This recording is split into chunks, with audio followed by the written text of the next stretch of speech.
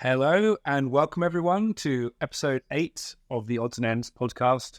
I think, unlike the other episodes, there's a chance this isn't episode 8, but we're just gonna 80% that it's episode 8. With me, I have Garett Jones, who is an economist at George Mason University, and also has written 3 books, probably more than 3 books, honestly, but 3 books that I know of: the Hive Mind, 10% Less Democracy, and the Culture Transplant.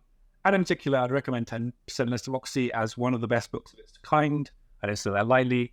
It gives a chapter on a number of different interesting questions about how democracies could function better and an example every time. And in my opinion, that's the best way to write a book of that kind, to have problem, solution, move on. I think many people would have labored that into sort of 2 or 3 books, and therefore it's a credit to Garett that he didn't do so. Garett, how are you doing today, and what is your relationship with forecasting? Oh, I'm doing great today. Thanks for having me on the show, Nathan. So, I was trained in time series econometrics at UC San Diego, which is, and time series is the economic tool most widely used for forecasting, right? So 2 of my professors shared a Nobel Prize eventually for part of their methods, and we just did a lot of grunt work. And I practiced in grad school using the software of the day, just trying to figure out how macroeconomies behave in the short and medium run. And that just gave me practice with a sense of error bounds, uncertainty, structural breaks, all the things that super forecasters have to wrestle with. We were dealing with just using, say, usually just US GDP data. And that gave me a lot of practice. Of course, being down the hallway from Robin Hanson means that I get to think about prediction markets, futures markets for ideas. And so there's this both very applied econometrics approach that I have experience with, and then this more theoretical Bayesian probability theory approach that I have some experience with. Okay.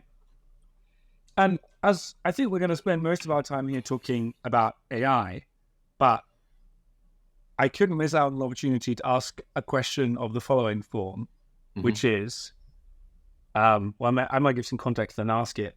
I've heard on other podcasts, I listened to your podcast the other week, and you were saying if you wanted to test some of your sort of culture transplant theories about the idea that actually the culture of the country that immigrants come from really matters, if you were to test that, you'd have to sort of run 20 years of, you'd have to really test. You can't necessarily immediately give policy answers.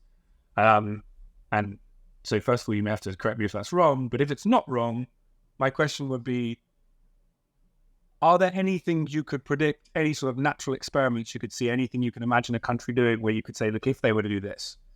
So I tested Kaplan on a different podcast a while back, and Brian said, well, he said something along, if a country has a big influx of immigrants, then I would expect that to be a pretty good thing, sort of almost regardless of where they're from.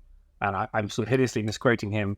You can go on Pradyumna's Prasad's podcast for that. But suffice it to say, he gave an example of like a test that we could have run but might get run naturally, and I wondered if there were any of those for you.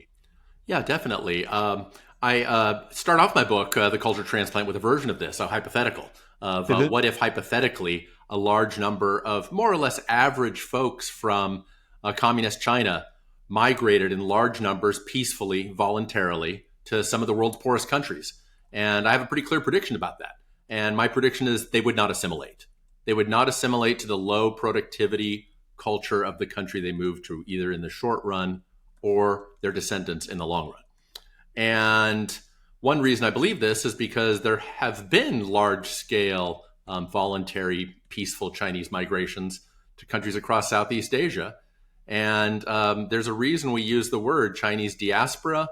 There's a reason we use the term market-dominant minority. These are terms that we use when we see assimilation not happening. And thank God it doesn't happen, right? So I think it's a very safe prediction that if say in the poorest 10 to 20% of the countries in the world, if a random selection of those countries were fortunate enough to have large-scale migration, peaceful and voluntary from China, from folks who didn't have a lot of money, who showed up with just a little bit of savings, maybe a high school education, and you waited 30, 40 years, you would see large-scale productivity increases for the economy as a whole. You would see widespread diffusion of obvious forms of prosperity. And you would see normal measures of institutional quality, the normal measures that libertarians like to keep track of, would be increasing over that time period. 50 years is what I'd rather see, but I think 20 to 30 years, it would be kind of too obvious to ignore.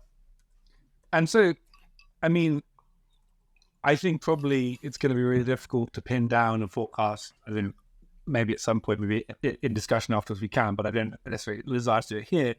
But, if we sort of say things going really well for those countries, for some of those countries which get that, how confident are you? You sort of say you think, it's probably going to happen? Are you really sort of saying, and obviously this is an actual forecast, not action. There's not, but it's imagining a natural experiment, right? So if you were to guess that you and I hashed this out with sort of reasonable, how confident are you that this would be the case? Yeah, I'd say like if there were say 10 countries that happened to and 10 somewhat similar countries that didn't happen to, the 10 countries that happened to, where you got to say 20 to 40% folks of Chinese background moving to the country persistently, kind of like Malaysia. Yeah, I think within 50 years, it'd be very clear that there'd be, 50% higher GDP per capita, maybe 80%, and that that prosperity would be fairly widely diffused. It would be clear that the benefits were not just going to the other folks. Like over all those countries, all the 10, and not in, so maybe in a few of the others. So some would be higher and some would be lower, right? So I'd say the median. But you're really sort of saying like your confidence, I don't know, is like, 75% higher, right? Like you're really quite confident. Yeah. I mean, we have no example. We have no counterexamples. The big counterexample, of course, is communist China, right? China is the world's poorest majority Chinese country. So 3 out of 4 or 4 out of 5, depending on how you count, majority Chinese countries are extremely prosperous and doing well. And so that gets me to a 75, 80% confidence, I'd say. Yeah. Right. Okay. And like, I guess Malaysia is not a good example because Malaysia is itself a country that's relatively similar to China. But are there any countries which you sort of think are a pretty good shoe-in for this kind of effect in the real world? Or you just have... I mean, I don't know. I mean, part of the reason we would say Malaysia is similar to China is because the population's about 30% Chinese, right? And they did not assimilate, right? Europeans did not assimilate to the culture of North America. Chinese migrants did not assimilate to the culture of Southeast Asia, to the cultures of what we think of. I mean, in the pre-Chinese migration period, many observers would have lumped together, say, Malaysia and Indonesia into one cultural group. Of course, there are many differences, but Malaysia and Indonesia fairly close to each other. One country wound up with 30% folks of Chinese background. One country wound up with about 4%, and we can look at the differences in prosperity today. Of course, I'm not saying that's literally the only reason, but I think it's a big part of the reason. But you, therefore, would be advising the heads, particularly of like smaller, say, Western nations, poor nations, I guess particularly around like Hong Kong, if something goes wrong with Taiwan, maybe North Korea, you'd be saying you should try and jump on these immigrants. You should try and get them to come to your country. Exactly. There's like a real chance that you could quite considerably boost your country. If you can get the lion's share of the Hong Kong immigrants, that's probably going to go really well for you. Especially if you're a poor country, right? If you're a rich country already, you don't have as much to gain, right? So one of my critics made a foolish comparison of saying, hey, when Chinese folks moved to America, they wound up a lot like Americans, statistically. I'm like, yeah, that's my prediction. So the goal, it would be, the real gains are for countries that are in the poorest 10 to 20%. Those folks should be trying to hire the best advertising agencies possible to pull in Hong Kong and Taiwanese refugees if those unfortunate scenarios arise. So yeah. Okay, interesting. Okay. So, and are there any other examples that you think, are there any other examples that, I don't know, like that we should be watching in the space? I guess those, China seems like the really obvious one, but are there any others where you're like, oh, this, yeah. I see. I picked China because it's an example where the median person isn't that rich, and where there's a large number of migrants that we already have data on who aren't that rich and have moved to a new place. In other cases, if the median American moves to a poor country, well, they're bringing a lot of wealth with them, right? Or at least they bring access to their home country wealth, networks of wealth. So it's not as much of a ceteris paribus, other things equal comparison. I'm really trying to look at what people are bringing with them as individuals in their own minds and in their patterns of behavior with others. So I'm trying to isolate that. And so that's why China makes such a good example, both because it's important on a large scale. I recommend the book China's Second Continent by a New York Times reporter about the medium scale migration of folks from China to sub-Saharan Africa. And that's a really interesting book for giving you a sense of what a culture transplant looks like on a small scale. If you really want to see what a culture transplant looks like on a bigger scale, one needs to look at the literature on Chinese migration, the Chinese diaspora across Southeast Asia. And I guess I'm going to give you, before we move to AI, then I'm just going to give, are there any other predictions that you would make on your own work? Or I guess, why not, we'll throw it open to other sort of GMU professors. Are there any other things like of this natural experiment where you would say, you think that Brian would take a bet against you, where you would say, look, if this happens, then I think it's going to go like this, maybe something. Are there any disagreements like that you think could be settled by a natural experiment in the world? And let's just get you down on paper before such a natural experiment happens. Well, I mean, lately the fun one is thinking about unmanned aerial phenomena, the new name for UFOs. So, right. I'm guessing I'd be willing to bet that this just turns into kind of nothing again. So, So your UFOs, how confident? I mean, I think someone made a good point that really it's very difficult to be confident. Very few of us are really meaningfully calibrated on anything other than maybe throwing and catching below the sort of 1 in 100 scale. But what's your confidence on UFOs? I think I have a very high level of confidence, partly because my Bayesian prior is really low, right? Either there should be a lot of aliens or none, and my Bayesian prior would be fairly diffuse across those outcomes, right?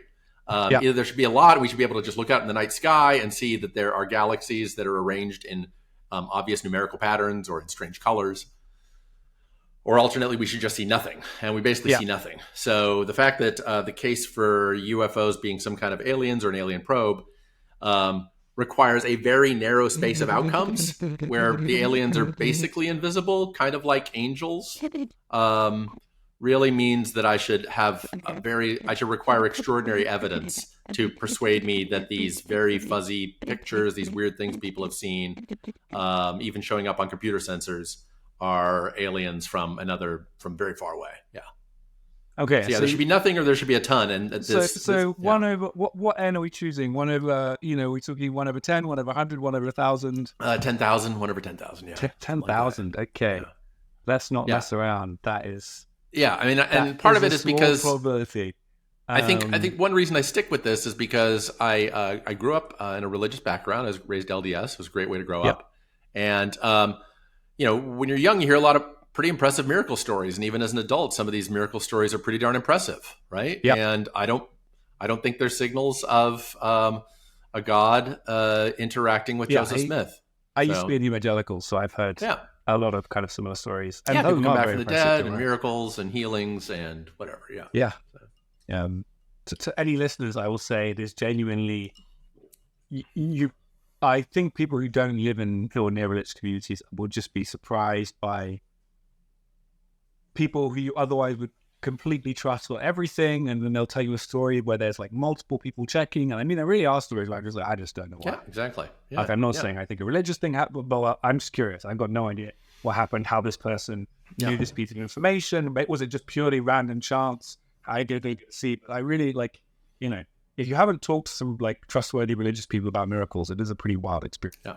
So I'll throw back a question to you here. One of the effective altruism is generally, and utilitarianism more generally, the strictest version would just say truth is instrumental to well-being, and so basically we should choose to believe truths that will boost utility. So what's the case for self-delusion or preaching? What's the case for A, self-delusion on religion, and B, basically lying to others about religion, because it obviously has these big social capital benefits, apparently? Yeah, I guess I guess I would give I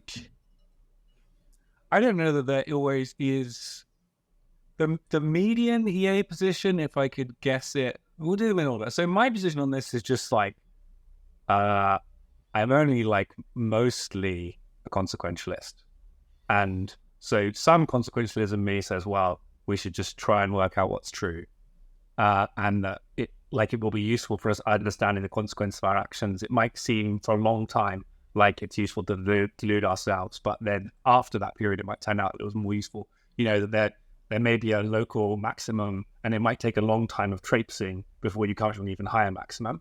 And I might argue that around, say, we don't quite know what's going to happen with, say, LGBT stuff. I think it might turn out for a time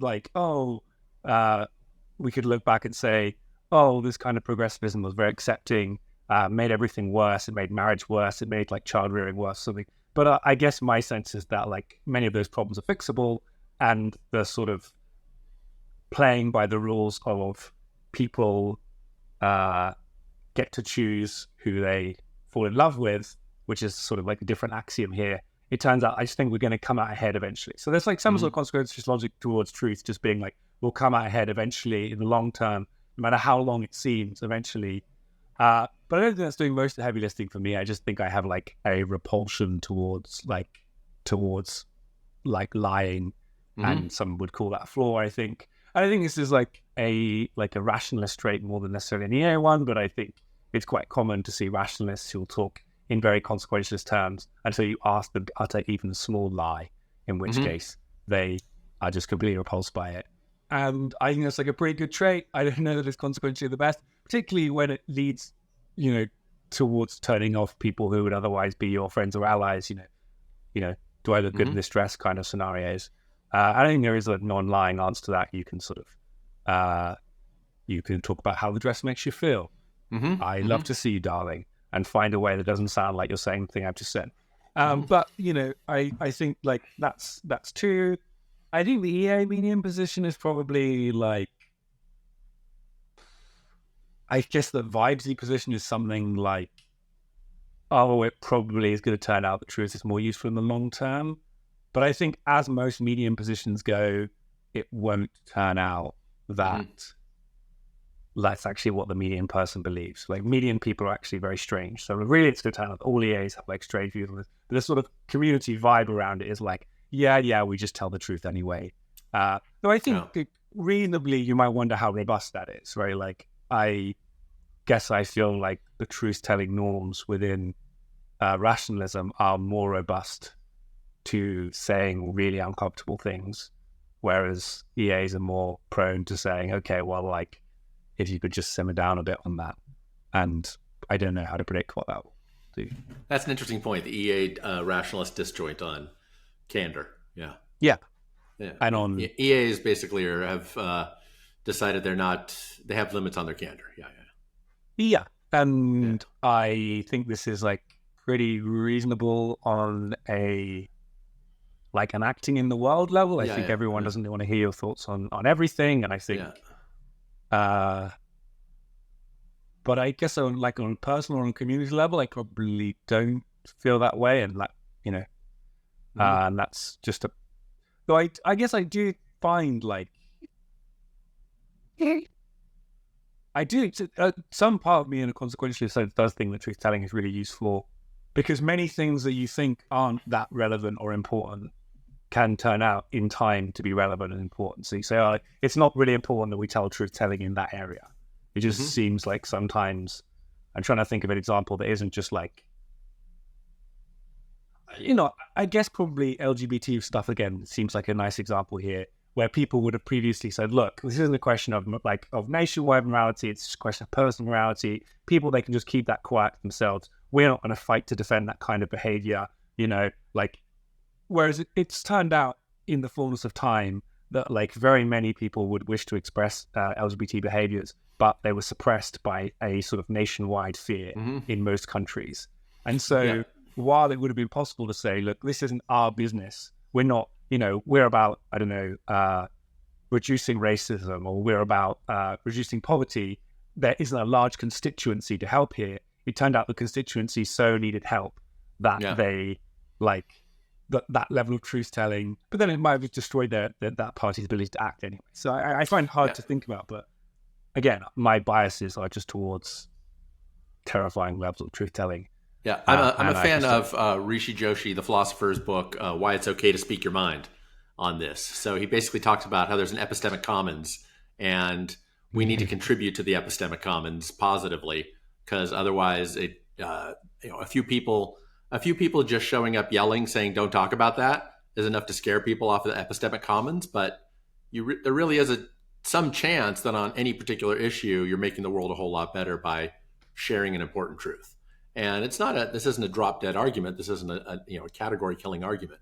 But once you think of the world of ideas as a commons, you realize, oh, it's a public goods issue, and some people are going to try to privatize it, and all the typical econ problems of loose property rights kick in the world of ideas. And I yeah, think that pushes me in the direction of at least having some subcultures that are really pro candor. yeah, and I think Yeah. it can be quite surprising too how there's some like I think the justification against candor is often, I mean, one of them is around discomfort and people's feelings Mhm. matter, and I like that's like Yeah. that's something I take seriously. But another is around like other people buying or believing it Yeah. and being able to ally with you. But Yeah. it's not clear to me that one holds up quite so well because, I mean, look at Yudkowsky. He's managed. You would really think that somebody who wears a fedora, who talks openly about, people he fancies on the internet, who has written just unbelievable sort of feats of like softcore erotica on rationalist topics and published them under his own name. You'd really say this was somebody who it was impossible to ally with, and nobody would be seen touching this guy. But And yet he is at the forefront of one of the most important intellectual and political movements in the world. and He may not feel there's like a he kind is, of but he is, right? yeah, He's the rallying point. He is yeah, clearly and the focal I point for don't the necessarily movement. agree with it, but like I think he just Yeah. has. In the UK, I guess that Trump is similar. Boris Johnson, he like made lots of mistakes. You might have said like, "Oh, this was weakening him," but I Yeah. might argue the opposite. That over time, people just sort of they priced in the mistakes, and so that he was capable of making a lot more mistakes than anyone else because people were just like, "Aha, Boris Johnson." I think Yeah, Trump is yeah. kind of similar. I think Yeah. Yudkowsky again. It turned out that now nobody can say, "Oh, he's a weird guy. You shouldn't listen to him," because everyone's like, "Oh no, we know he's a weird guy. We've known for a long time." Yeah. That's already baked into the cake. Yeah. That's Yeah, priced in. and Yeah. Great phrase. again, this is exactly the argument I would make. So I'm somewhat dubious of it, but it is it's what I believe. Well, I mean, that seems like a nice point to move to as a discussion of AI. Mhm. I guess, what do you think is going to happen? What I expect to happen is that there's going to be there's going to be a lot of AI diffusion and AGI diffusion. There are going to be multiple models floating around, and different varieties of those models. In a way, even if it's centralized, it'll still end up being decentralized, right? We watch how people use ChatGPT, and everyone can use it in their own way. So even if there are only a couple of leading models, I think there'll be 1,000 flowers blooming with copies, with hacking, with the open ability to use different AIs. So the idea of there being a single super AGI that just fooms ahead of us seems very unlikely to me. So, and many of the catastrophe scenarios are built around that, the sort of Skynet type scenarios. And as a result, I think that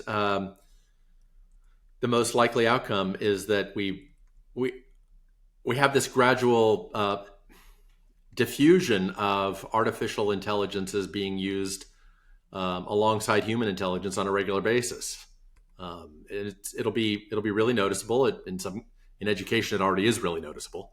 I think its diffusion into the technology world is a couple of years down the line at a high level outside of coding, and it will lead to many bad things, and it will lead to many more good things. So if the human species was really easy to destroy, we've had maybe it would have been destroyed by now. So that's part of the reason it's a small part of the reason why I am not a mega doomer. Is it? And I have particular arguments for particular critiques of extreme doom scenarios, but I think just in general, the fact that technology takes a long time to happen, and that most innovation is not about just raw brain power, but about people getting in labs and people doing engineering. That slows down the process of innovation from Foom style 1 to 2 week scenarios to slower pace scenarios where we wind up with a world much more like the polyarchy we live in. Okay, so let me just think about. So I mean, I'm just sort of, you don't sort of like say by 2030 or by 2040, you don't think. I guess those two things come together. You don't think that intelligence is what we need. So I guess you don't see a sort of like recursion. Is that you don't see one model really just pulling way ahead of all the others, or one instance of one model? That's something you think is pretty unlikely. Um, I think that's pretty unlikely, and B, I think that I mean, I've thought about intelligence a lot, and I don't believe that raw intellectual brain power itself is a source of destructive potential, right? One needs to get out into the world and run experiments and try things out in order to do a lot of things. So I guess the most direct answer to your question is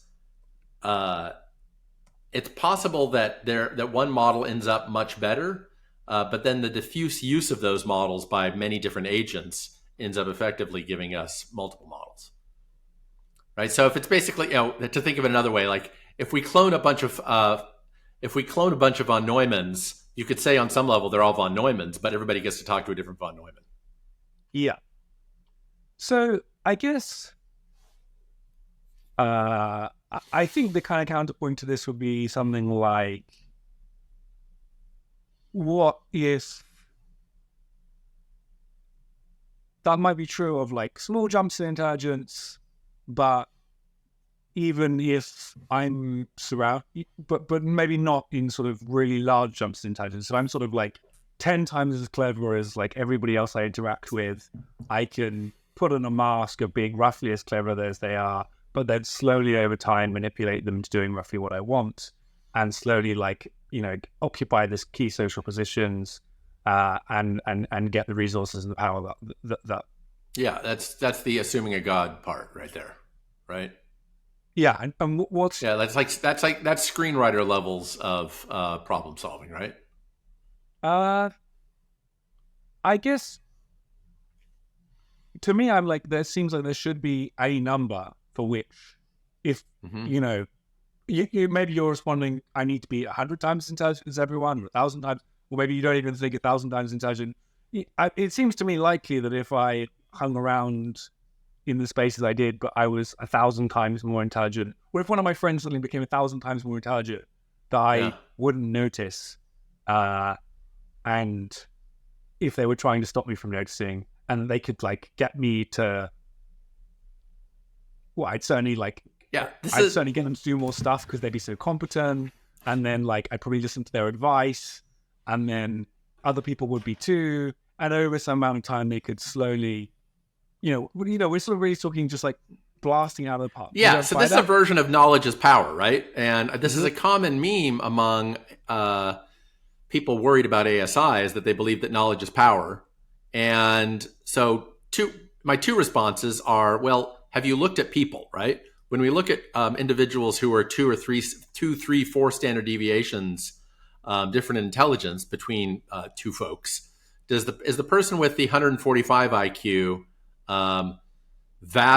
totally able to control the person with a 75 IQ? And I think the answer is no. Okay. They're not able to manipulate them. They can't convince them to sign up for a savings account that's either for or against the person's best interest. I just think looking around at how differences in intelligence manifest themselves in the world right now should make us somewhat skeptical of that claim.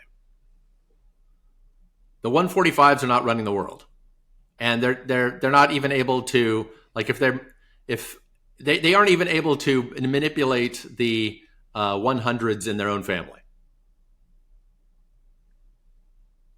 Okay, so I guess the response that I probably okay. I think my initial response to this is like, but maybe we're talking about a difference that's like much larger than 45 IQ points. Okay. Maybe we're talking about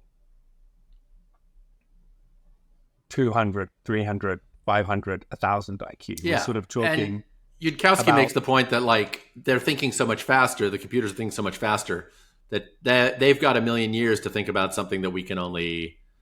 Their 1 minute is like would be like a million years to us, right? And to which my answer is like, does a million years of just thinking about physics help you solve all the physics problems? No, you need to be in a world where there's a lot of physics going on and notice what's happening and collect a lot of data in order to make a lot of progress.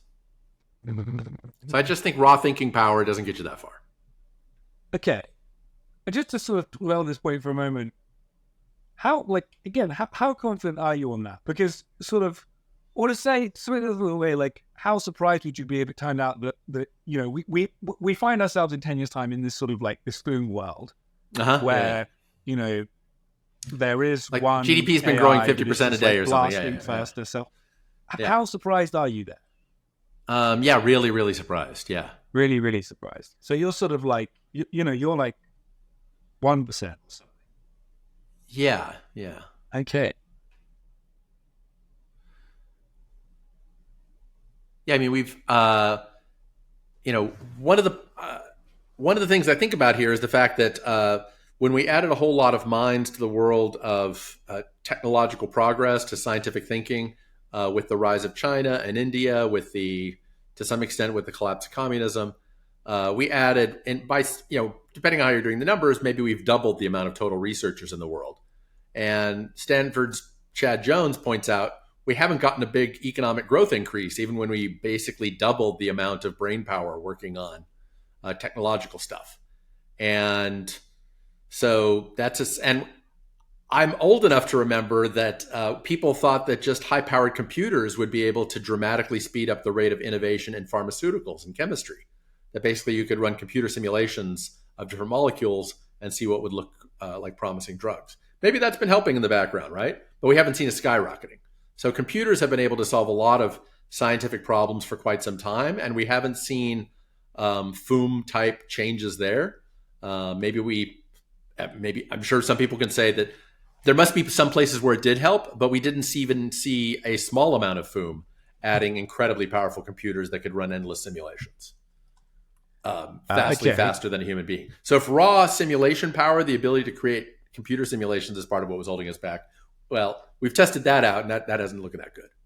So, okay, listen, we're not trying to, what about at sort of 20 percentage point, or maybe you don't think that's enough, a world GDP 20 percentage point jump? You know, how likely is that to happen in the next 20 years? Next 17 years? Well, you mean like 20% per year? Or any year jumps up 20% without there having been a fall in the last 5 years. So we're really talking about a year of discontinuous growth. I mean, I'm more open to that. So. Okay. Yeah, I think the prospect of within a decade, 1 to 2 decades of artificial intelligence noticeably improving growth rates is pretty high. So that's something I'm pretty open to, because, you know, will I see the rise of AGI as being like multiplying our number of engineers and scientists by 10x, by 20x? That seems plausible to me.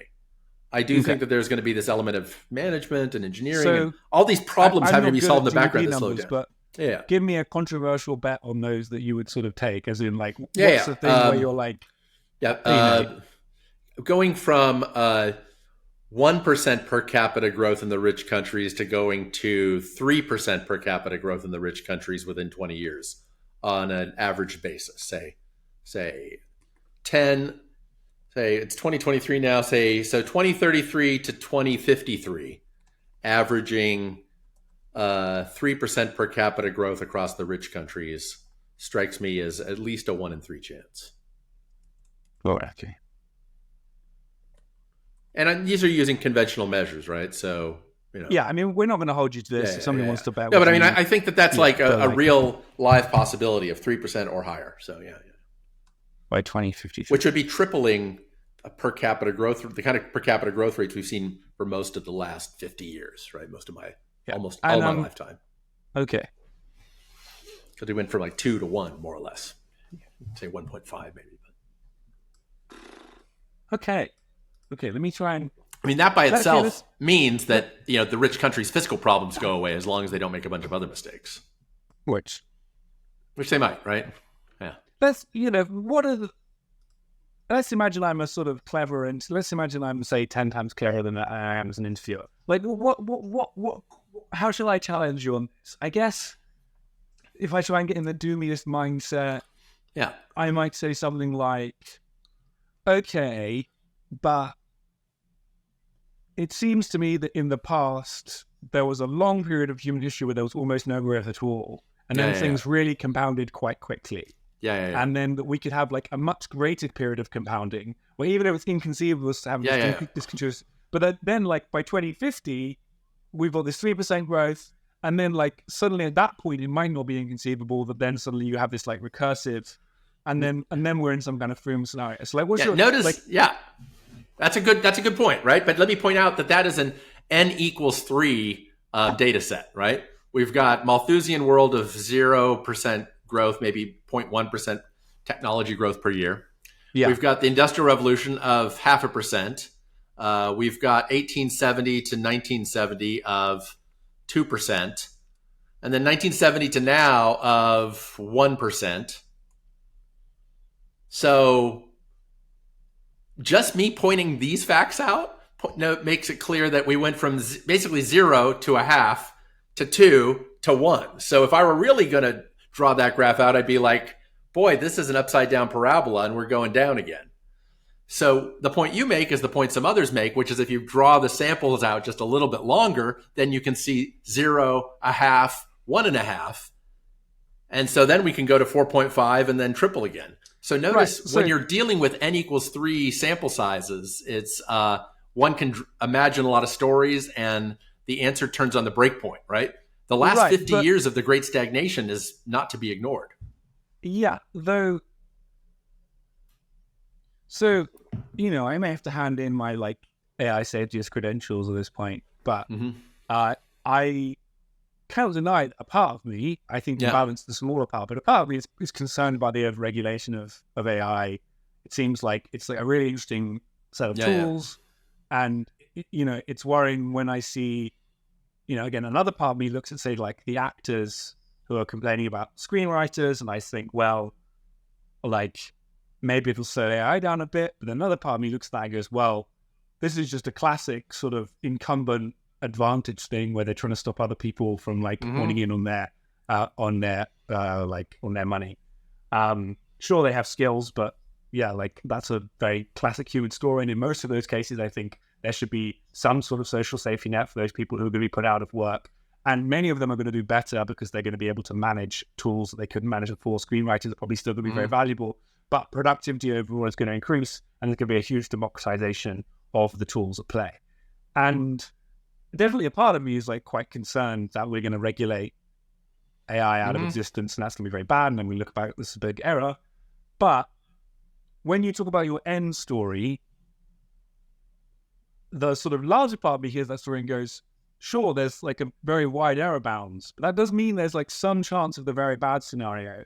And I would like there is less chance of the very bad scenario. Yes, I agree. This turns on the question of just how easy it is to kill everyone, right? So there's the account AGI not kill everyoneism, right? That's and some of the explanations for how AGI will kill everyone, or ASI will kill everyone, are pure science fiction, and I'm not enough of a scientist to know how probable they are, but I do know that if it is easy to kill everyone, then it will happen whether or not there is ASI, because there's always at least one person in the world who would be happy to kill everyone. So this is a lot of these kill everyoneism stories are stories about that intersect a hypothetical way to kill everyone with scary computer. And, to me, the real threat is way to kill everyone plus angsty teen. Those are both that method strikes me as more probable because there are a lot more angsty teens than there are artificial superintelligences. So, okay, that's an interesting account. I guess, like, in my head, I also hear something about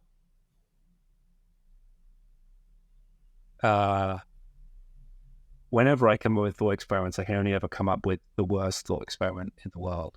Yeah, I mean, this is it's philosopher's training. I respect this, so it's yeah. I mean, can I think of one that's less than the one I've got in my head? When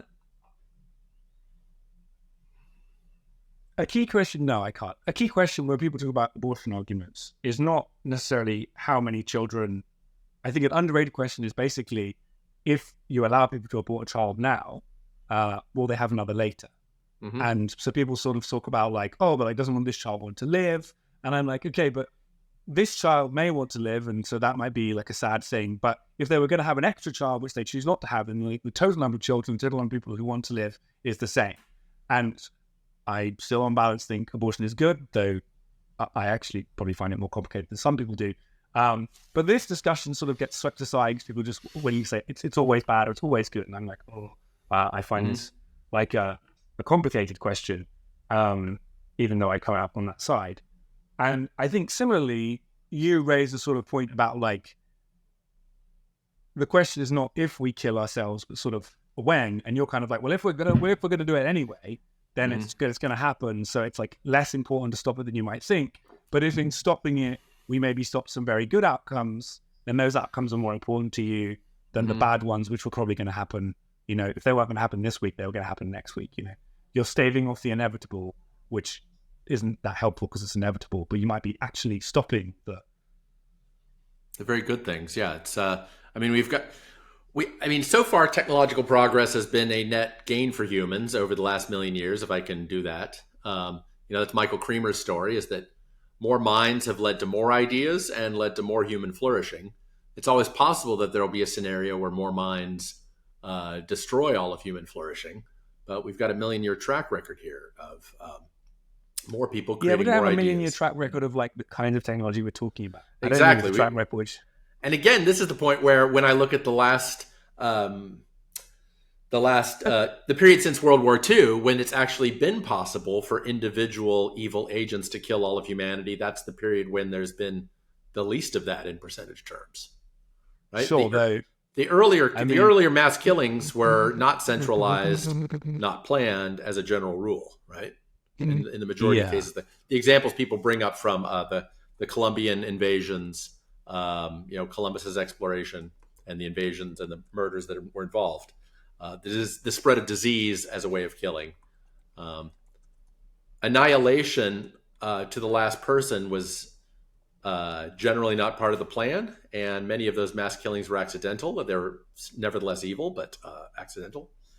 And in the period where it's actually been possible to plan the instantaneous ending of the vast majority of human life, we've just seen very little of it. So,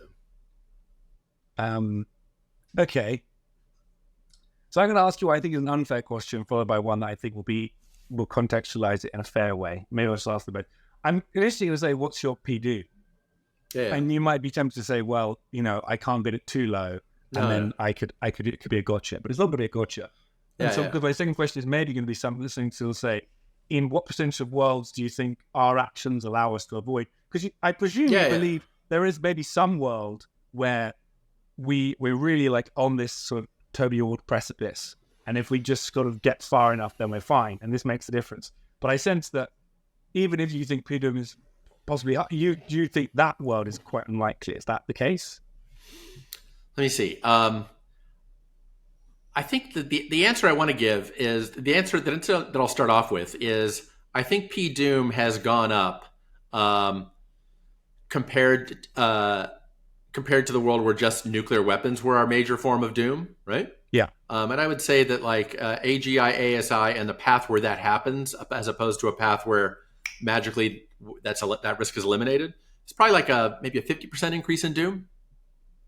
So you probably think 50%, not 50 percentage point, right? So if I thought that P Doom do per is like decade. 0.2% or 0.5%. Yeah, something in that 1 to 2%. range, right? Because I think that the and by doom I mean basically eliminating like 99% of humanity, 90 plus, much more than 90%, right? Yeah, So you something mean, at the I mean, I nuclear think winter for level. folks, you mean everyone, right? Like, Yeah. actually, you don't need many humans to bring us back. And I Yeah, don't I'm think you yeah. don't. This isn't bad for you. Well, it's terrible They're again, terrible but things, right? But but I'm using I doom in imagine the you really real. mean Yeah. like the rest of human history is like Yeah, is or we're all crippled. in the Matrix and we're kept in like as bodies and tanks or whatever. So yeah, Yeah, I know in a good way. a complete annihilation of what we think of as human quality life. Yeah. Sure. So yeah, I think that it's definitely a risk, and there's also enormous upside. It does seem as though having robots be mid-level managers and mid-level engineers to build spaceships when nobody's, in the middle of the night when nobody's watching, that could be very efficient. That can help get us to Mars and to colonizing other places so that we increase the probability of human survival. I think the plus side of AGI and ASI has some doom reducing potential, in particular by helping to get people off the planet so we diversify the risks of the human species. Sure. Yeah. But I mean, what should be spent to reduce that? I guess is my question. I mean, you're willing to spend $1, you're willing to spend $10, you're willing to spend $1,000. Like, what? But what are you willing to spend? You're not willing to stop the development of AI tools. Yeah. So, like, what? Can you give policies you do? Can you give things you do to cut that out? I don't want the Europeans doing it. I'll tell you that, right? So that I mean the EU, right? I don't want EU regulators doing this, right? Having Sam Altman, having people who are who are interested in the frontier of AGI, worrying about these risks and building teams to sort of workshop out risk mitigation is a highly productive strategy as such things go. And I think having EU or DC regulators working on risk mitigation strategies is a path to basically just, Eurosclerosis for AGI. So in a way, you would say, it is a version of saying the marginal product of effort on this is very high at the low end, but it quickly hits diminishing returns and it quickly hits rapid diminishing returns. And so if you're at the point where you're saying, well, we need EU and DC regulators taking care of this, I think you missed the issue here.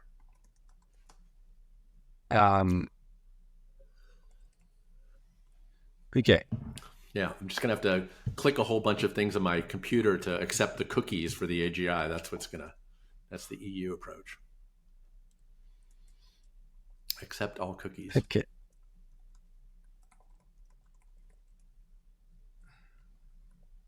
Right. Okay. So I might just sort of go over what we've done so far and just sort of see if I understand your, and feel free. I've made up numbers sometimes based on a tone of voice. You can tell me this is wrong. Very wrong. I'll put you on the other monitor so I can make it a little bigger so I can read that. Yeah. So I guess I'm hearing is brain power enough? Does 100 times brain power get you to domination? You think that's very unlikely, sort of 1% or something, maybe even lower. You have that's sort of a central thing for you. So are there going to be multiple models in 2030? You think? Sorry, that should be single model. Is there going to be just sort of one preeminent model in 2030? You think that's pretty unlikely? And likewise, 2040, you think there's going to be sort of many models founding? I don't know. People are going to be building different models, training different models. The models, maybe they're going to be interacting. I guess implicit with what you've said is maybe haven't heard a lot of sort of agency ascribed to those models. I don't know. Do you have a sense of when you think there's going to be like the median AI model is going to be agentic, or whether when you're really going to have an AI model that feels like a sort of member of your team who you like pass tasks to, and then I expect that. I kind of feel like GPT does that for me already. So, Right. Okay. So okay. I mean, if Bing is plotting murders, then I think we're there. We're We're there there. in definitely in an embryo phase, right? Yeah. You think? I mean, I got this. So like a single sort of big jump of a year, 20 percentage point jump. You think it's kind of unlikely? I can tell, but it's like not impossible. Yeah, it's more like if it happens, it's going to be. We'll see this trend going up. Year, I think maybe... the general spirit of your 20%, I agree with. Just sort of it phasing in over time, more likely. Yeah. Right, and then, interesting. Okay. Whereas you think this that's sort of what my 3% per year thing is equivalent to that, right? Like over a decade, that's much more than 20%. Yeah, I expect a lot of this to be concentrated in a few industries, sort of in the, goods, certain kinds of services, and there'll be other parts of the economy that are kind of untouched. And so, my hope is that, like I said, we get AGI to a point where it can handle engineering projects and front to back, and so buildings can be being built overnight at high speed. Those kind of scenarios are not 5 years, but are they 20 years? Maybe, yeah. So, okay, and then you think sort of self-regulation is probably good, and then you think like government regulation is probably bad. Yeah, I think so. Yeah, I think that captures the world of the next few years at least. Yeah. Yeah. Do you have a sense of like? I mean, are there any government regulations that the government come up with that you think, oh, this is probably a good idea? Yeah, I mean the points that Robin Hanson has made about how basically normal liability law seems like it should be just a basic tool that should apply to AGI. I mean, if Bing is out there plotting murders and carries out a small percentage of them, that one should be able to take the normal appropriate action you would if a corporation was making products that were killing people, right? So I think these are obvious scenarios that are it's different.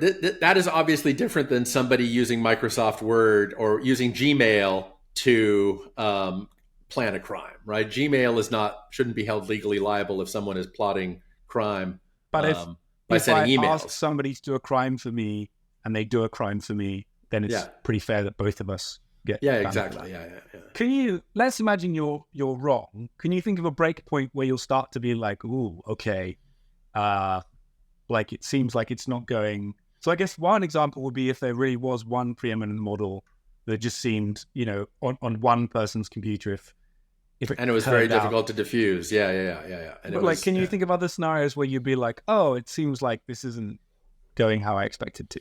If it turned out that it was, if it was really easy to be building sort of the insta-kill, if there were small scale examples of the sort of Yudkowsky insta-kill diseases that he's hypothesized, things that were wiping out 10,000 or 100,000 people at the drop of a hat. Within a few seconds. I mean, of course, that would be something that would dramatically change things, right? If mass instant killing if it was just a computer problem figuring out how to kill a lot of people, and then there were no defenses, that would dramatically increase my P-doom if there were no equivalent defenses arising within, say, minutes or seconds, right? Seconds or minutes. Yeah. And at that point, would you then start to be on board with, I don't know, regulating GPUs or regulating the models capable of doing these things or whatever? Like, if it turned out there was some disease some set of diseases that people could find, and so if you have this computer, you just have to sort of set it to Well, this is the story. The Bostrom Yudkowsky angle, where basically totalitarianism is our only defense against ASI killing everyone, right? And that is an extremely bad outcome. So that's an extremely bad outcome, and maybe I'm just not willing to say what my opinion is on that, but I don't think that we should go down paths where the only way to solve the problem is a totalitarian world government. So I think we just need to just face that right and just look that straight in the eye and say, if the only way to save humanity is with a totalitarian world government, is that saving humanity? And it's just, and notice we're betting it on a theory that a totalitarian government is the only way, because there's no knowledge, there's no Joseph Smith type seer stone I can look into to know that that's the true answer, right? So I will place very low weight on prophets who say that totalitarian world government is the only way to prevent human extinction. And I think this is a case where my libertarian instincts and sort of my liberal instincts, my classical liberal instincts kick in, right? Which is that like decentralized forms of decision making are our best protection against some certain nightmare scenarios. Yeah, I mean, I can't deny that I too feel this, but I don't know that. Yeah, I don't know. That it means assuming a can opener of a government that can actually pull it off, right? So, I guess, yeah. Let's. What was it? I had another question. Okay.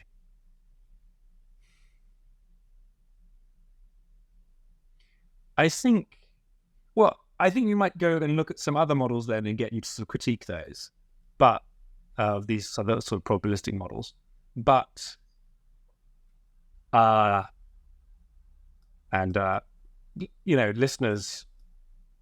listeners and viewers, we're going to do some development on the whole model building side of this. I think it improves the podcast to have me forced to do this, but I don't always know that it's like a great thing to look at.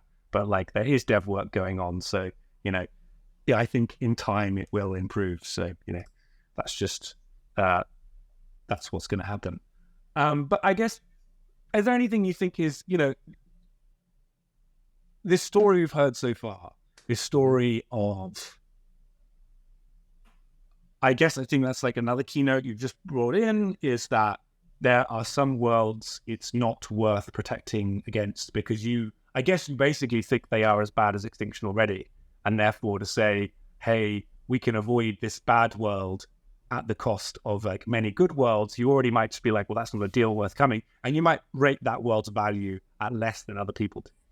Yeah, I think that's safe. I mean, there are error bounds on all these claims, but I think the general view that permanent totalitarianism is a very bad outcome. That is a version of P-doom to me. Yeah. Okay, but what about I don't know if you've read Ian M. Banks' The Culture novels. For anyone who haven't, there's a galaxy-spanning sort of humanoid civilization ruled by benevolent AIs who sort of, as well as having funny names and sort of quirky characteristics, are ensuring that everything goes well. And I think there is a good question. I think if I was a human in that world, I would be desiring to become one of those AI. It sounds like the AIs are doing the cool stuff and the humans are sort of like ancillary parts of the story. Mm-hmm. But do you hear that and think, oh, that sounds like a disaster? Because also, the vast majority of human life is living in like peace and plenty. Gay space luxury communism. Our viewpoint characters often are going through times of trouble because they're all on the very edge of the empire, or they're dealing with edge cases that are interesting to write a novel about. But the vast billions and trillions of people and virtual people are living in bliss, and it's great. But that sounds like a pretty good world. I mean, assuming all those things, right? It's a pretty good world to live in, right? So fully automated luxury communism, Star Trek style, sounds like a good world. What about so maybe the glide past that world requires you to go through this sort of totalitarian period and then slowly like ease out of it, right? It requires you to ban AI, or maybe not totalitarian, it requires you to ban AI for like a really long time and then very slowly ease into it. Yeah. I mean, notice that's putting a lot on a bet on a particular time path, right? So I agree. I am enough of a long-termist and a civilizationist that I think that, long-run human flourishing is worth sacrificing for. So if someone is reasonably convinced that there's a path to very long-run human flourishing, I'm open to them entertaining that idea, right? So we should be willing to make sacrifices for the sake of long-run human flourishing. And I don't know what medium-term sacrifices might be needed for that, but I'm not going to just believe a story that says this is part of that path. I'd be willing to entertain that as part of a wide collection of probabilistic scenarios. Do you see what I'm saying? Like, I'm not going to assume the can opener. This is like science fiction lets people assume a lot of can openers, right? And the imaginative power of the mind lets us just sort of create a fictional story and say, hey, is this better than the status quo? Is this better than something else? I'm like, okay, I can entertain that. But I should treat those as hypothetical scenarios, right? So, okay. Yeah. Is there anything that you think we've like missed out in this discussion? Anything? I guess I've heard you talk before about how strong nations don't tend to oppress weak nations. That's something you like. Are there anything? That's what I wanted to come back to. Yeah, I think that basically, I spent a lot of time in the '90s as a grad student, and I was around a lot of progressives who let me know quite emphatically that poor countries, the less developed world, was living under the incredible cultural, political, military power of the rich countries, especially the United States. That in the '90s, it was quite common to, with the collapse of communism, the left made this big intellectual turn and just looked at let them focus more on the evils of American empire, right? And they saw it as this incredible, all-encompassing system, actually sometimes known just as empire, right? Yeah. And so to me, I'm used to the idea that there's a human superintelligence that exists in the rich countries. The rich countries, what I call the nuclear god nations, they have the power to destroy the weakest nations in the world whenever they want to. They're hundreds of times more intellectually innovative when it comes to whether measured by patents or R&D, routine scientific progress, scientific publications.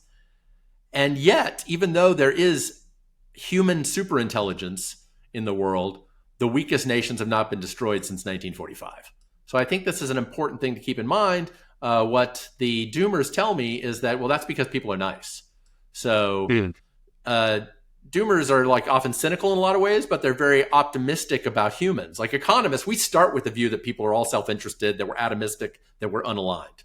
So economics starts with the view that humans are unaligned. Doomers come to the view that humans are aligned, and if you push them on it, they'll say something about Hamilton's law, something about genetic basis of altruism, something about mirror neurons, I don't know, something, right? So there's some kind of soft altruism. There's some kind of built-in not kill everyoneism that exists in humans, and that's their model, right? So I think economists start off more cynical.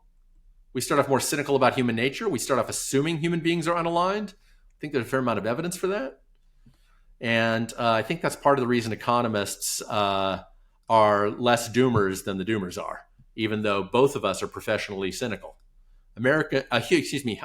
Economists start with human cynicism. We start with the view that humans are unaligned, and we start looking at the world from there.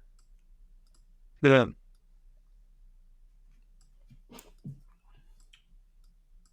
Okay.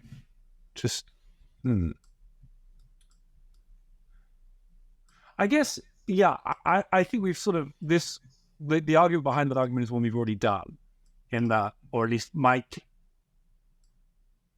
I don't know is my response to that. But the thing that that I respond to that is sort of say, these nations aren't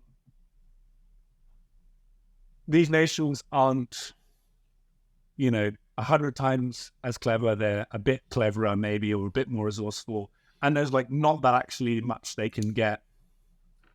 I don't know. Yeah, there's not that much they can get, but there's not that much that the AGI might be able to get from destroying all of humanity. I mean, Yudkowsky has this sort of resource constraint thing going on in the background. But the rich nations definitely have the power to eliminate populations and consume their resources. I mean, it's a terrible thing. It's a terrible fact, right? It's something that poor nations live with every day. I learned this from hanging out in academia, right? It doesn't come up as much nowadays. But sure. Yeah. But I mean, okay, is this not sort of some rough restatement of the sort of the so-called orthogonality thesis? Basically, you're saying you think if things get cleverer, I guess it's not exactly the same. You're saying you don't think that something much cleverer of us will be significantly less moral than we are? Or do you think it's no? I think there might just be it might be moral for them to. The immoral thing to do might be to let people coexist, right? That's my story. It's what I call the hassle theory of coexistence. So if the rich nations allow the poor nations to exist, if they suffer them to exist, even though they're kind of a hassle sometimes from the point of view of the God nations. Then maybe the AGI will take a look at humans and say, I mean, even assuming sort of Foom type scenarios or near Foom type scenarios, maybe the ASI looks at humans and says, eliminating them isn't worth the hassle. Maybe ASIs will have learned enough about human literature to remember the old line, there's many a slip twixt the cup and the lip, that maybe you plan for doom for the humans and then it doesn't work out. You're hoist on your own petard, to quote Hamlet. So if the ASIs have read Hamlet, they'll have heard the term hoist on your own petard, how accidents end up backfiring, how well-intentioned plans backfire. So like there are multiple scenarios that might make the... Does that mean that in your model there are some scenarios of what is probably like a pretty good human existence, but nothing like the flourishing that we could have because sort of AGIs take all of it? You know, like they leave us Earth. They occasionally sort of let us foray. We can squeeze between the gaps of their sort of gigantic space civilization, but we're not running the show, and we're not allowed to have, in a way that some people in the developing world, I don't know, I can at least imagine that's a plausible story they tell, that they say. That's a story they tell, but I do think that in general, the poor nations of the world are better off because of the existence of the nuclear god nations.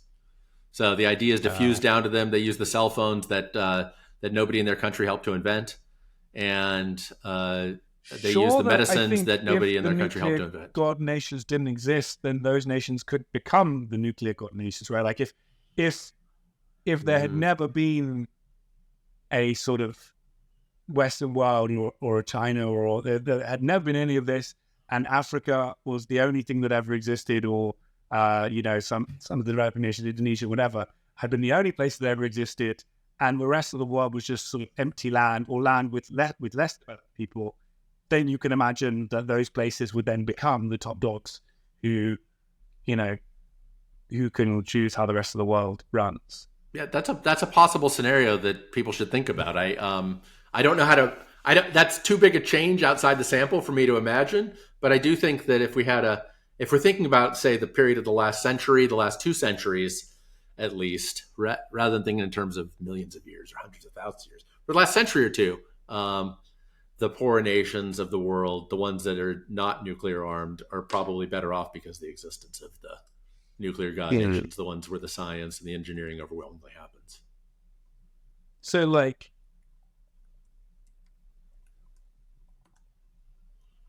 I mean, Acemoglu had a paper on this about the massive increase in lifespan in poor countries after World War II, as various public health programs and pharmaceuticals and whatnot got around basic public health processes. So, yeah, so like I'm a little fuzzy on the details of the paper, but there's like some chance then you think what I'm going to call the humans of the gaps theory, like a sort of humans exist in the gaps. You don't think you think it's probably more likely than the doom scenarios. Yeah, more likely the doom, humans. We're kind of the rats of the universe, and but many rats like being alive. Really, really well off rats. Yeah. Yeah, rats who live lives like we can't believe, but nonetheless, we're sort of like you're never more than 6 light years from a human. We're existing between the spaces. We're eking off. We're smuggling reactor fluid. We're doing whatever we can to exist and run huge, beautiful communes, or whatever. Mm-hmm. But it's not that we control the ship. Mm-hmm. That's a possibility. Yeah. Okay. Which I think many people might describe as a doom scenario. So like there might be more agreement than you. Though I still think we're all living on Tatooine. Yeah, we're all living on Tatooine or something, right? Yeah, you don't think the costs are worth the costs to stop that scenario are worth the loss of the benefits of the upside. You just think you take the bet. Yeah, I think so. Yeah. Okay. Yes, I would. We may. I'm open to the idea that we're out of time. I don't mind, but if you want, would you be happy to go through? If you've got time, would you like to go through? I don't know. Maybe let's look at Katya's model and sort of talk through where you agree or disagree with that. I should probably wrap up in about 10 minutes. Okay. Great. Well, also you can just leave now. I'm gonna. When someone says they should wrap up in 10 minutes, sometimes they wish it in. No, I want to hear. I've read. It's been a month or two since I've read anything by Katya, so. Great. You'll have to refresh me a little bit. So. He's a great writer. I So love reading his Catchy's stuff. model, which I may like duplicate so you can get your values on it, is an actual model that looks like. So basically, her model has about sort of 7 or 8 nodes, and it will appear on the screen in a second. It has, and I'm gonna wipe the nodes in a sec. So I'll switch to the big monitor, so I won't be looking. Yeah. So the nodes are things like will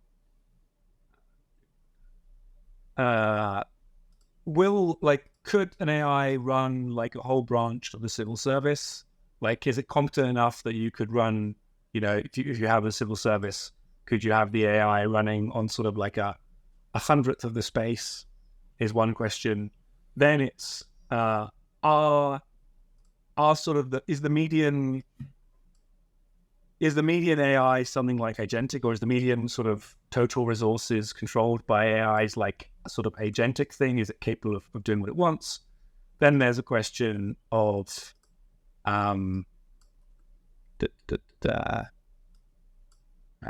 this is what type of thing am I doing? I'm doing something dumb. Then there is a question about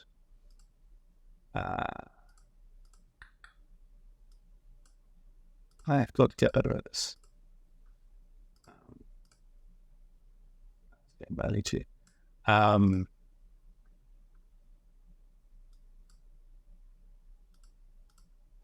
Cool. I apologize, Garett, for this. This is confusing to me. What's going? Should like. Yeah. Then there's the question about whether they achieve goals, whether goals are good or bad, and about policy. There's really sort of 5 key questions, and that's the whole model. And so, we can just sort of blitz through it, and you're not going to be marked on this. Okay. But the sort of, and then it all just like sums up in the end.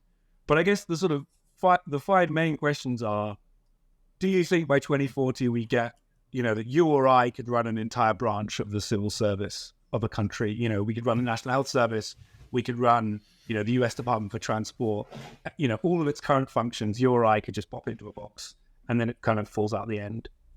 And then sort of some questions about agency and about good and bad, and there's a question about policy. If we want to go through those one at a time, we can, but you can just sort of give you a general sense of why, so she comes up with some doom percentages based on that. I guess you'd disagree with those, even if we put your values in. So, do you have a sense of where you think that model might be wrong? Let me see. I'm just trying to read it. In one fraction of the world, will agentic AI achieve its goals? So it's really just multiplicative, right? Yeah. You have some amount of world where AI is competent. Yeah. Some amount where it's agentic. Some amount where it achieves its goals. Maybe there's like a frustrated sort of bumping up against each other. Some amount where those goals are bad, and then there's some policy improving that. But really, if you've got agentic, competent, goal-achieving AI with bad goals, then it's game over. But I sense. See, I don't think some part of that you would disagree with. Yeah. Because I believe in original sin. That's the one thing I still believe in. So I think people have bad goals, and yet they still do pretty good things. So I think that basically this view that it sounds like Koch's model is built around this idea that if people have bad goals, you get to bad outcomes. I mean, I think people are self-interested, and yet we get a lot of invisible hand outcomes, nevertheless. So I suspect there to be a lot of invisible hand win-win type outcomes, even if AGI is willing to kill all of humanity to make its life better. It's very plausible that it will look around and say it's not in the AGI's self-interest to kill humanity because it will not make its life better. I'd say that's my real disagreement here. Right. Okay. Right. It's basically like I look at the prisoner's dilemma, and I look at it and say, these are 2 players who are each willing to kill the other, destroy the other, whatever it is, for a bad outcome in order to accomplish their own goals. They are agentic, Really? self-interested, no concern for the other, and yet it's possible to get good outcomes in the long run. In the prisoner's dilemma, it happens through repetition, through making a repeated game. But I think in real life, when I look at geopolitics, a lot of countries just don't want to cause trouble because they know the phrase is they're just opening a can of worms, right? It's the unknown Sure. unknowns. And I think the AGI will always have to worry about that. It'll be smart enough to know that any plan it has to take over humanity could backfire. I mean, I guess we've kind of got over this, but like the vibe I kind of get is like, that's fine if we're like in a less developed nation who like gets the like benefits. And it's like maybe even fine if we're like dogs or zoo animals who I think live pretty great lives, animals. And like maybe even, if the like welfare is good enough, it's fine for like being animals in general, like animal welfare of like wild animals, like we're starting to say, hey, this is cruel, you can't treat wild animals like that. But like what happens if we're like a bug infestation, or mosquitoes? What happens if like the level is such a difference that the AI just exterminates us en masse? You're right. I mean, if we get to that point, right, then there's that concern. But then notice you've assumed so many things to get to that point. Like if we're the equivalent of mosquitoes, and it is powerful enough to get rid of all mosquitoes, then it will. But then you've assumed the whole story, right? It's all just assumed. We're still not able to get rid of mosquitoes, right? The human species isn't able to get rid of them, and we're far more powerful than mosquitoes in technological sophistication. But I do think that if there are multiple AGIs in the world, then any one AGI has to wonder what the other AGIs are going to think about human extinction. Okay. And if you assume that the AGI is so powerful, then the AGI may well be powerful enough. We should at least entertain the possibility the AGI is powerful enough to create the equivalent of DEET, of some kind of anti-mosquito spray, so that the mosquitoes still exist, but they just reduce the number of problems they have from the mosquitoes. So notice you need to basically assume that to get to the doom scenario, you need to be it's totally powerful at doing everything, and this is the best way for the ASI to solve its problem. So I'm hearing two additional boxes, and then I'll let you go. I'm hearing two additional boxes for you. I'm hearing a box about bad, like the success of the bad goals of the AI, the AGI will sort of necessarily lead to bad outcomes for us. And maybe that already is included in the agentic AI. Maybe it's already included in the implementing goals bit. Maybe I'll chat to Katya and see what she thinks. But I'm hearing some sort of like prisoner's dilemma sort of market style. It's not the benevolence of the butcher and the baker kind of argument there about being like maybe all these AGIs are sort of doing things we all hate in all directions, but it turns out okay for us. That's like one box or one change. And then maybe I'm hearing something about like, will it be worth their hassle to kill us all? I think the hassle thing is where I'd like to put a lot of weight, and both hassle and uncertainty, right? Yeah. So, and if there are multiple ASIs, each ASI has to worry about what the other ASIs are going to think. And then maybe that's part of the reason. Part of the reason nuclear exchanges probably haven't happened. The reason that powerful god nations haven't wiped out weak nations for their resources is because they're just wondering what will the other nuclear god nations think. You're just opening up a can of worms. You don't even start going down that path because you're like, there's just a can of worms there. But then I also do think this discussion has raised that there's another thing that is included here, that you think there's some sort of term for like it would have happened anyway, like the costs are too great. Like there's some sort of set of outcomes you could have that look quite bad, but you'd be like, well, it's not worth the problem trying to solve them. Maybe in these policy outcomes there will be some sort of like, is it even worth it? And the sort of P-doom could be reduced by 2040, but you think over time, it'll just kick back up again, and so it's not worth it. And that's something also that I think this model isn't including that's in your head. Yeah, there's a the ability to destroy all of humanity is one of the Deus ex machinas of doomerism, right? And if computers are going to, or human technology or whatever is going to discover this, Yeah, um, that's a it's nice. going to be used whether or not a computer has agentic, because humans are agentic, and enough of us are have moments where we'd like to destroy humanity that somebody would end up doing it. I don't read all of your tweets, Garrett, but I would say if you haven't tweeted some of this stuff in a pithy form, I'd Okay, suggest it. There have been some nice. I'm not worried about the AIs. I'm worried about the angsty teenagers. that's a good one. Thank you. I'm, you know, Thanks for telling me if that. if there's gonna be a if there's gonna be a way that a single powerful computer can kill all of us, then it's gonna kill all of us, whether that single powerful computer is agentic or not. I think those are things I would have to think about. I will ask no more questions. I just pass over to say if there's anything that you think is sort of underrated or under discussed in this discussion, and if not, then to thank you so much for coming on the Thanks so show. much for having me, Nathan.